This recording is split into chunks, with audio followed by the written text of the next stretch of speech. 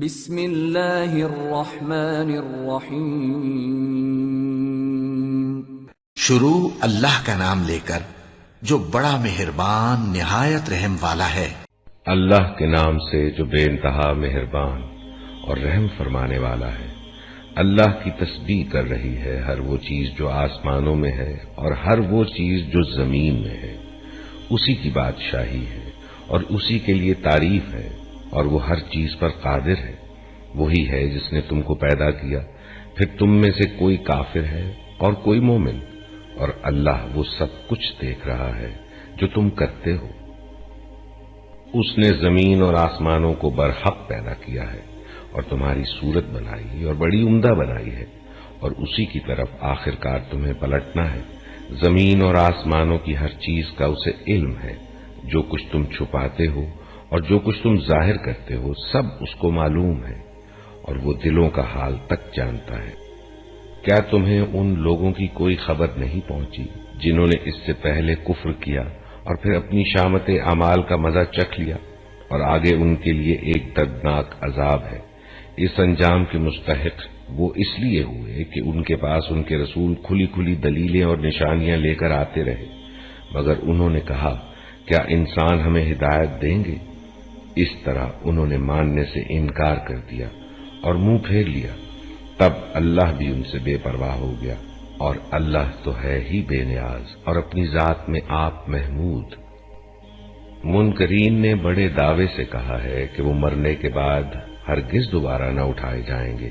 ان سے کہو نہیں، میرے رب کی قسم تم ضرور اٹھائے جاؤ گے، پھر ضرور تمہیں بتایا جائے گا کہ تم نے کیا کچھ کیا ہے، اور ایسا کرنا اللہ کے لیے بہت آسان ہے۔ بس ایمان لاؤ اللہ پر اور اس کے رسول پر اور اس روشنی پر جو ہم نے نازل کی ہے۔ جو کچھ تم کرتے ہو اللہ اس سے باخبر ہے۔ جب اجتماع کے دن وہ تم سب کو اکٹھا کرے گا، وہ دن ہوگا ایک دوسرے کے مقابلے میں لوگوں کی ہار جیت کا۔ جو اللہ پر ایمان لایا ہے اور نیک عمل کرتا ہے، اللہ اس کے گناہ جھاڑ دے گا اور اسے ایسی جنتوں میں داخل کرے گا جن کے نیچے نہریں بہتی ہوں گی۔ یہ لوگ ہمیشہ ہمیشہ ان میں رہیں گے، یہی بڑی کامیابی ہے۔ اور جن لوگوں نے کفر کیا ہے اور ہماری آیات کو جھٹلایا ہے، وہ دوزخ کے باشندے ہوں گے جس میں وہ ہمیشہ رہیں گے، اور وہ بدترین ٹھکانہ ہے۔ کوئی مصیبت کبھی نہیں آتی مگر اللہ کے اذن ہی سے آتی ہے۔ جو شخص اللہ پر ایمان رکھتا ہو، اللہ اس کے دل کو ہدایت بخشتا ہے۔ اللہ کو ہر چیز کا علم ہے۔ اللہ کی اطاعت کرو اور رسول کی اطاعت کرو، لیکن اگر تم اطاعت سے منہ موڑتے ہو تو ہمارے رسول پر صاف صاف حق پہنچا دینے کے سوا کوئی ذمہ داری نہیں ہے۔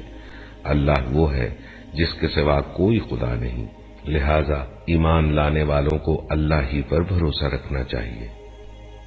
اے لوگو جو ایمان لائے ہو، تمہاری بیویوں اور تمہاری اولاد میں سے بعض تمہارے دشمن ہیں، ان سے ہوشیار رہو، اور اگر تم عفو و درگزر سے کام لو اور معاف کر دو تو اللہ غفور الرحیم ہے۔ تمہارے مال اور تمہاری اولاد تو ایک آزمائش ہے، اور اللہ ہی ہے جس کے پاس بڑا اجر ہے۔ لہذا جہاں تک تمہارے بس میں ہو اللہ سے ڈرتے رہو، اور سنو اور اطاعت کرو، اور اپنے مال خرچ کرو، یہ تمہارے ہی لیے بہتر ہے۔ جو اپنے دل کی تنگی سے محفوظ رہ گئے، بس وہی فلاح پانے والے ہیں۔ اگر تم اللہ کو قرض حسن دو تو وہ تمہیں کئی گنا بڑھا کر دے گا اور تمہارے قصوروں سے درگزر فرمائے گا۔